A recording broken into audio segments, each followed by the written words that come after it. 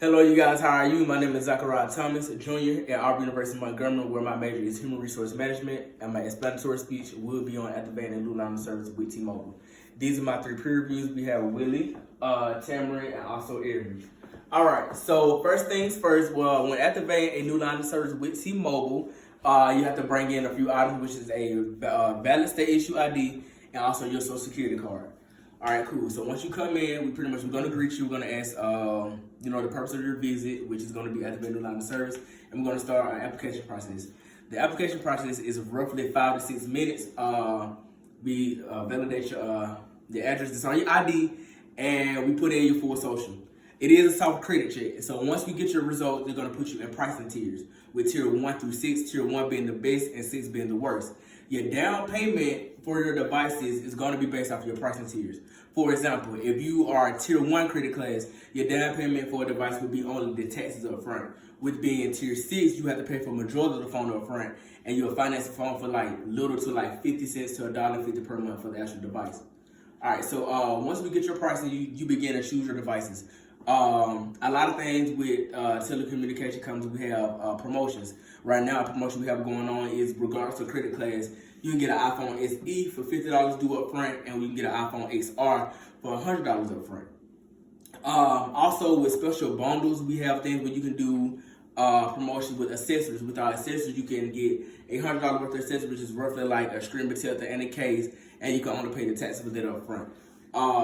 With activating the new line of service with T-Mobile, it does increase your credit if that is something that you're interested in. But if not, it won't hurt. Also, as far as doing prepaid services, we're not like a prepaid company. There's more on the Metro side or the Cricket Wireless. Any questions, concerns, or comments from our peer reviews? I have one. Okay, go ahead. I'm a Sprint customer, and recently, of course, the 2 companies merged. Right. So you mentioned your promotions. Will I be able to participate in your promotions? Right. So with the merger, due to it's not being you all's fault as far as this merger, any promotions that we have for T-Mobile will be for T-Mobile and also Sprint. And also with you coming over to T-Mobile, it's not actually a necessity. So once the merger goes through, any promotion, anything that you have with Sprint is going to come over and integrate with T-Mobile. Would it be grandfathered or? It will be grandfathered. So if you are a prime customer with Sprint, you'll also be a prime customer with T-Mobile. Okay.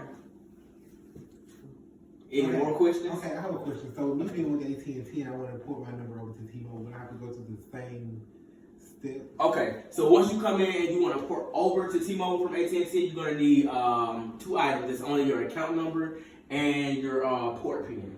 And once you put in the information, we can port you over in little to 5 minutes. That way you can keep your phone, your same phone number with T-Mobile. So with those 2 promotions that you had, are they locked into 2-year contracts, or how does that go? Okay, so with the promotions that we have, promotions are for limited time offers. So as far as the promotion, if you get a promotion on your plan, it's going to be locked in for your contract. But if you get a promotion with the accessories, it's only going to be during a time frame thing. Like for example, with the accessory promotions, they end on the 25th, which was today. So now tomorrow, if someone wants to come in and bundle up, they would have to pay half of what the accessory is there and not so much of the taxes. Now, how do y'all feel like I did on my speech? Now this is for peer review. Anything that I could improve on, anything of that nature? I will say this: you did very good on your speech. Very good. You're knowledgeable. You know what you're talking about. I would say this: watch when you ask questions. Watch your eye contact. If we can tell you're very nervous, and that's common when you're not comfortable in my speeches like that. Watch when you say slow down a little bit because it's explanatory speech. So when you explain something to like an older person who don't understand, it makes it easier for you to slow down a little bit. You can tell obviously that you're just a little bit anxious, but right. You did good though. You did great. You did a great job. All right, thank you so much. I'm Zachariah Thomas, Jr. at AUM, and this is my explanatory speech.